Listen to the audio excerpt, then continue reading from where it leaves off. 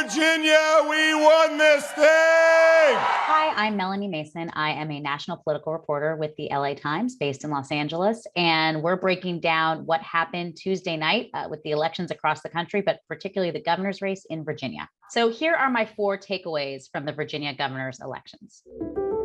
And I want to thank my beloved Commonwealth of Virginia. There we are. The political world was paying a lot of attention to the Virginia race as a potential bellwether for what was going to happen in the midterm elections coming up next year, which will determine the control of Congress. And what we saw is a really, really good night for Republicans, particularly Republican candidate Glenn Youngkin. He's a first-time candidate, a private equity firm executive, and he beat former Virginia Governor Terry McAuliffe, Democratic governor, pretty decisively in a state that went for Joe Biden by 10 points just a year ago.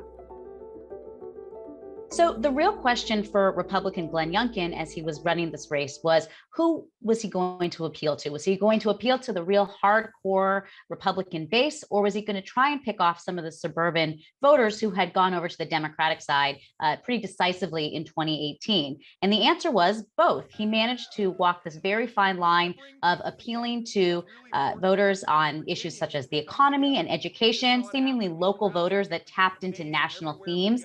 But he also threw a little bit of red meat to the Republican base as well by talking about issues such as critical race theory, which has to do with how issues of racism are taught in schools. And so what he managed to do was unite these 2 flanks of the Republican Party in a way that a lot of Republicans hadn't managed to do during the Trump era. So typically Democrats actually tend to poll higher when it comes to education. But what we saw in this Virginia governor's race is that Youngkin very successfully used the issue of parents' input into their children's schooling as a way to elevate the issue and to both rally his base voters and bring over some voters in the suburbs. And one of the ways that he was very successful for doing that was sort of tapping into a lot of different grievances when it came to schools, whether it was with regards to CRT and questions about race, questions about gender identity and transgender student rights, or then overall discontent with the fact that Virginia schools had been closed for a long time because of COVID. And so he would talk about things like raising teacher pay. All of that swirled together into general discontent about education. And he brought the issue to be nearly a top issue in the election, according to one recent Washington Post poll, when it was maybe a lesser concern earlier in the race.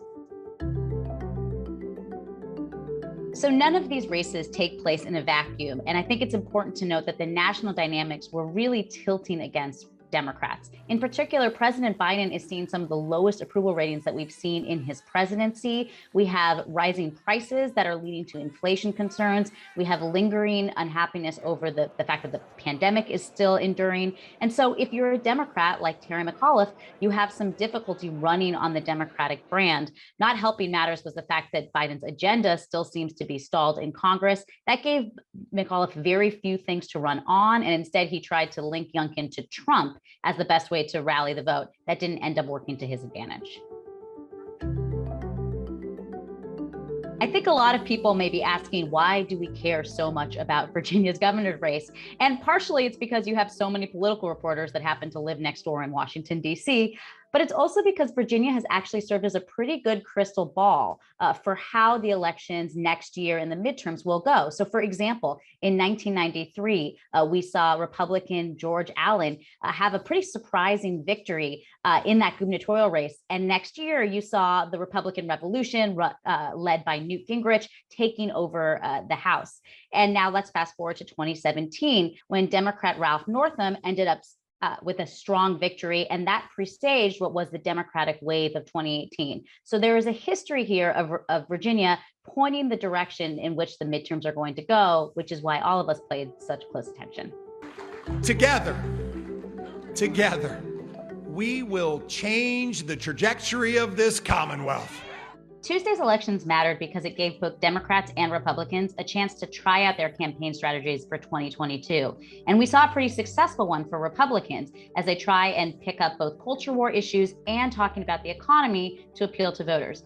Democrats, meanwhile, have a harder question ahead of them. Their strategy of tying Republicans to Trump clearly wasn't enough to win them victory this time. So they have to go back to the drawing board to figure out what's going to be the best way to rally their voters in 2022.